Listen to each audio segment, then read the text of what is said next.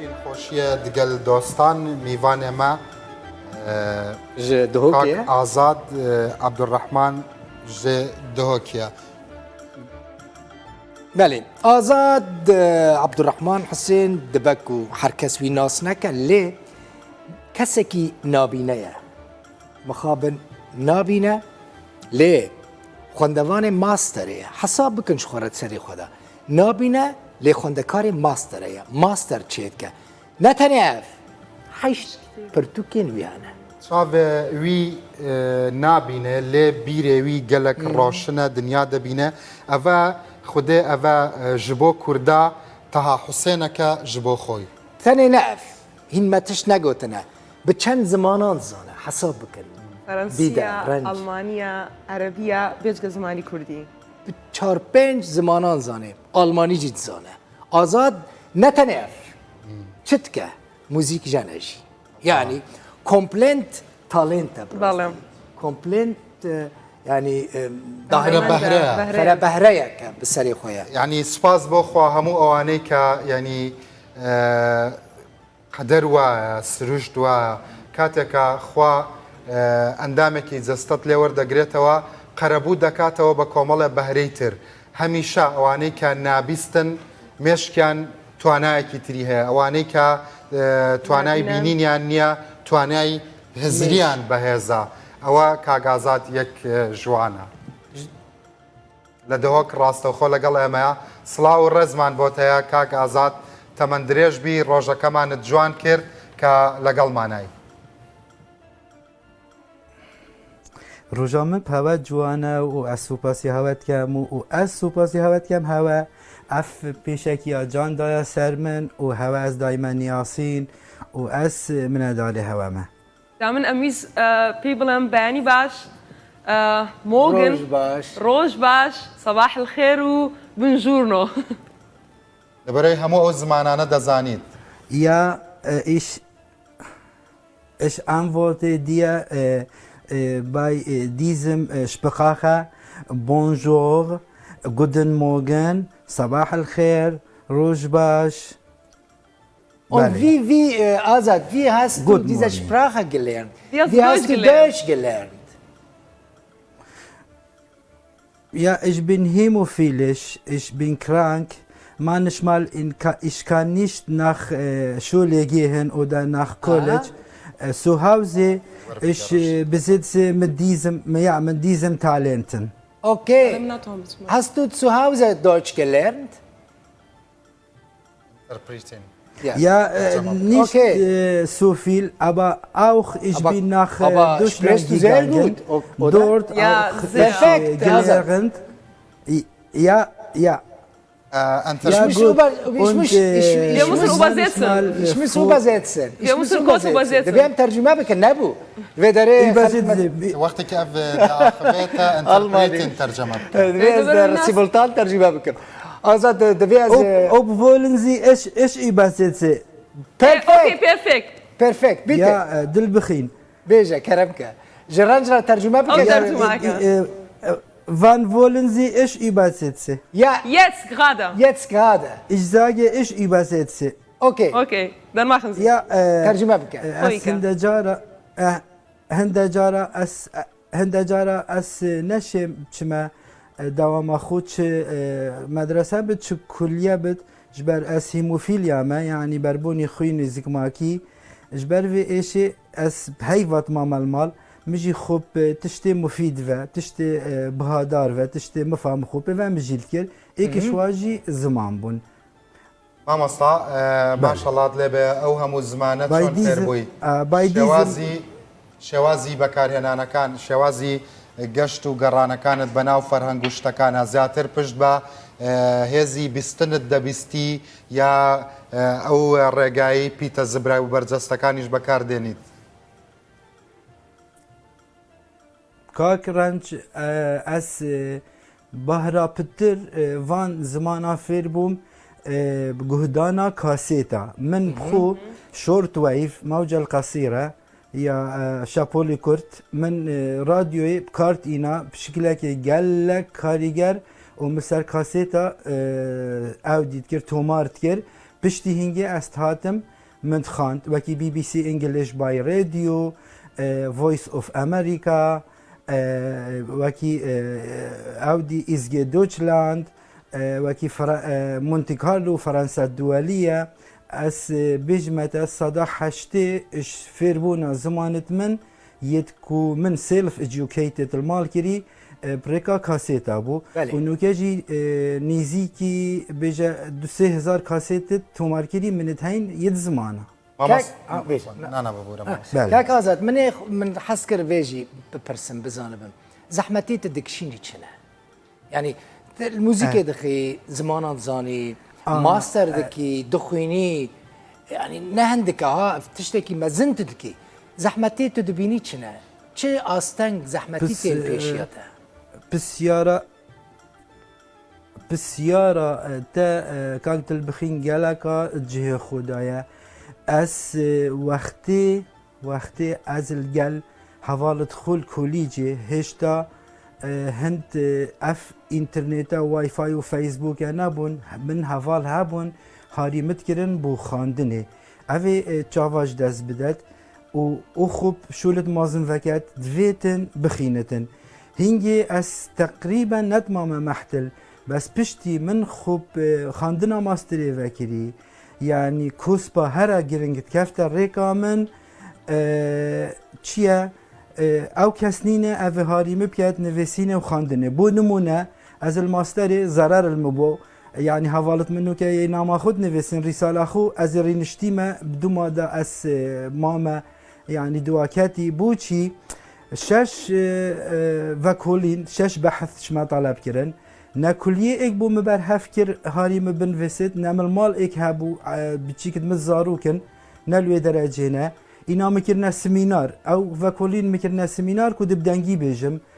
او وکولین کرنا 6 سمینار 5 روزادا اجیت هل نهاتم ضرر المبو نو که حوالت من تقریبا سالکش مبورین و ازرینشتی مال كاك ازاد ماستركت لا تشي بوارك كي سرا هندي بله ماستركت لا تشي اس خريجي قانوني ما بك اري از بكالوريوس قانونم فيجا ماستر من او ديا بابليك لو قانون العام يعني ياساقشتي ماستر ياساي والجريد دو او دي هنا برايفت بابليك لو برايفت لو وجا من قسم باش قشتي من هالبجارت ومعنيات جي هكر خدي توفيق دا اف استانجا هاتنا چاره سرکرن او گریدای نبونا کسا که هاری مبکد هكا هاتنا چاره سرکرن من انياتا ناماخول سر علاقات دولية بنفسن بيواندية نافبرا دولتها مامستا من لناو ناساندني جناب تاوتم مامستا آزاد تا حسينك بو خوي دیارە لە مێژوودا هەندێک کارکتەری وەکو جەنابەت بەتواناهن کە بە پێچەوانەوە نابیناییەکەیان نەبووە بەهۆی ئەوەی کە لە لاو لاکەوتە و ئەوە ببن لە دەرەوەی کۆمەڵگا بەڵکو هاتوون و بەرهێنانیان کردووە لە توانە عەقڵی و لە ئاوەزی خۆیاندا سەرسامی بەکام لەو کەسایەتیانەی کە وەکو خۆت نابینان بەڵام بەهرەکانیان وەبەرهێناوە. آره باور بکە وەکی تا ئاماژە پێکیری گالک یعنی یەتهین بلا بژن خودان پێتیڤی تایبەتن بەس ڕێکاخۆ یا ڤەوژاردی و یەت بسەرکەتین و ئەس نمونەی خود کەمە هێلن کیلەر ئەوە ئەمریکی ئەو دوسێ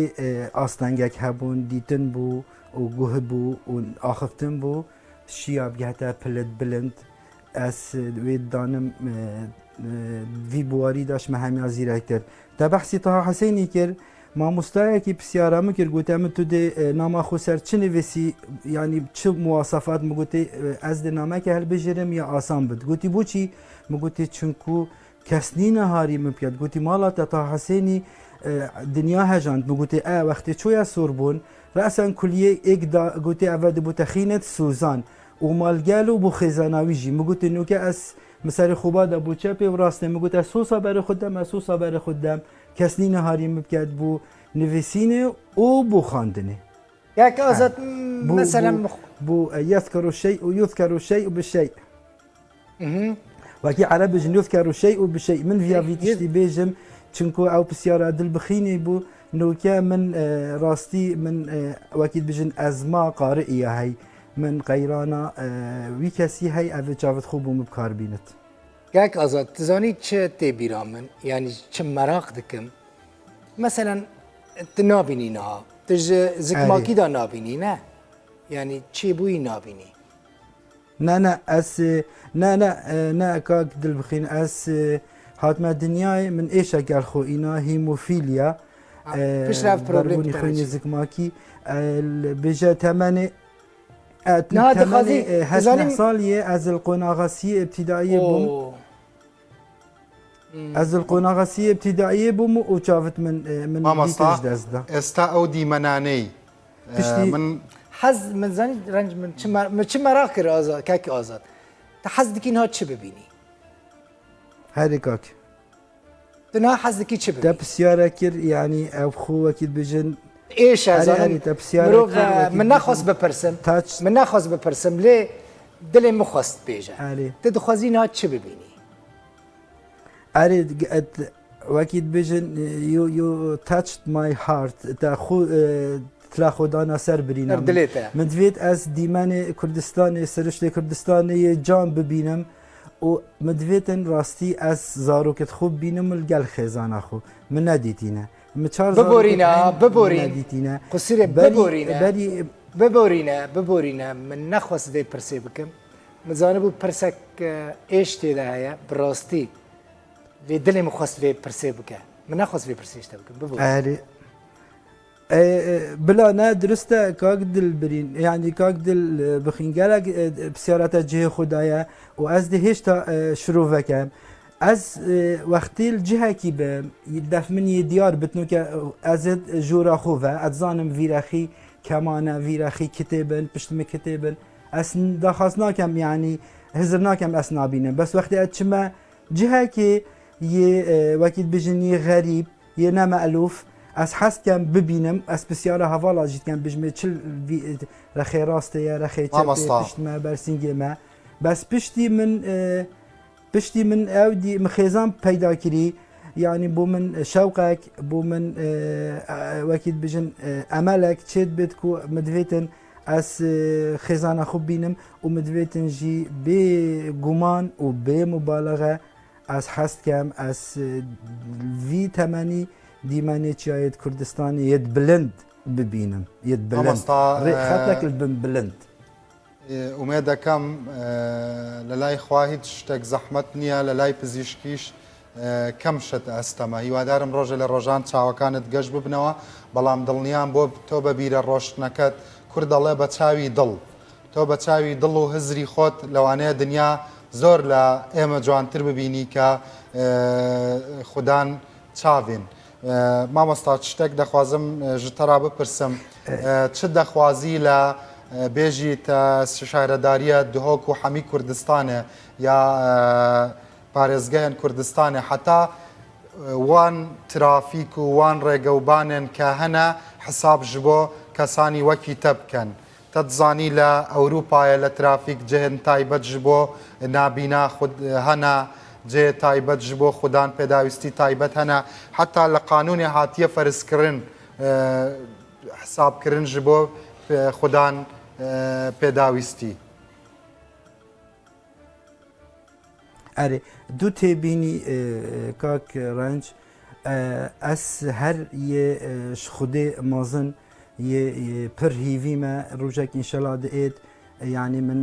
hîviya hey dibînim و ألمان دبيجن أنا هوفنونك مان كان نيشت لبن به في مرف نشيد بجيتن في جا أس بدلي توب نادم ودو نسبة ياساجي قالك تشتت ياساي داي هاي بس الواقعي الراستيا مروفي دا نيا كاريجرة نيا بكارة نيا فعالة هكر او خود راز بيجي قانون يا هاي اشارة بهند داتن كو يكيم اندام بد هميشول بو بينا كرن بس از بجمتا تقريبا سەدا پێنجی نەهاتنە جێبەجێکردن و ئەو تشتێ ئەست خازم بوو یێ کێم ئەندام بێتەکردن سەرڕێک و بانا gelek cih nûke xû daxilî dihokê de ez gel kurkê xwe biçîk derkevim ihtimala heta eşresîfî bime ser şariî ser caldê şeqamê ihtimala bê mübalağa çil 5 santima ya bilind e û ez xû nabînim û me hemofîlya hey berî sê heyva ji ber vê ewdiyê ji ber vê astengê pê min ê yê rexêçe pê toşî nezîfê bû nêzîkî heyvekê ez li xestê nivîstim ji ber efrêkûbanit nexûş nebez bû kêm endama yanî bû nabîna bû hemî kêm endama û bû jinkê jî heta radekî û bû dan emra jî بەڵێ بەڕێز ئازاد عەبدوڕەحمان دەستان خۆش بێ کە لەگەڵمان بەشدار بوون زۆر سوپاس دەکەین سوپاسی ئامادەبوونیەکەین بەڕاستی بە بۆ بێگومان هیوادارم سەرۆکی شارەوانی دهۆک و سلێمانی و هەولێر و هەڵەبجا هیوادارم هەمیشە لەش و چاوتان ساغ و سەلامەت بێ بەڵام بۆ ئەوەی کە ئەو هەموو قادرمەی کە کاگازات فەرمووی لە ڕێگاکانان نەمێنێ بە دڵی کەمەندامێک سەیری ڕێگاکە بکەن چایەکەش مەرە حاضر کە کەک ئازاد جارێکی ئەم هاتن زاخۆ ببن میوانێت تە حەز دکم ڕاستی ئەس بخوا باوەڕ دکم ڕەنج و دیدەژی تە پرژ نێزیک و ناس بکەن و صحبەت بکەن و خۆزە میوزیکیشمان گەر بچین ئێمە چای بۆ حازر دەکەین صحبەتی تە خۆش حاضر کە ینی ئەمێ وەرن بێگو باور بکە ئەمێ پرحەنات تە ئەو قاس ئاخفی تە ئەو قاس ئاخفی ئەو قاس مەشتە حەز کرد ئەو قاس من حەز کرد تە ببینم تە حەساب نەکی کاک دل بخین ez tiştekî bêjim bawer bike kate çi hest û hizir û meşair beramberî me hene bawer bike vê lehzê da divê gavê da nefsî hizr û meşair û wekî dibêjin ewatif min tîcaheteye hey nefsî pilajî ez jî hewsa hest kem carekê te li vê xurfê li vê jorê te mêhvandar kem pêk ve کوپەکێ قەهوە ئەڵمانی ئەسپرێسێکی بەخۆین ئەس بووتە بێژم ئەس بووتە بێژم کاک دڵ بخین سەعات 6:30 من بخۆ قەهوە چێکیری بدەستێ خوڵمە بێجا ڕەنج گو بنێرە ڕەنج گوتنە من سەرڕاستکن گوت ئەمێ ژێرە چێکن ینی ئەمێ وەرن خزمەتە تە بکەن ئەمێ قەحوێ چێکن ئەمێ قەحوێ بینن پێشیاتە ئەمێ باڤرە بەخن و سوحبەت بکەن سوس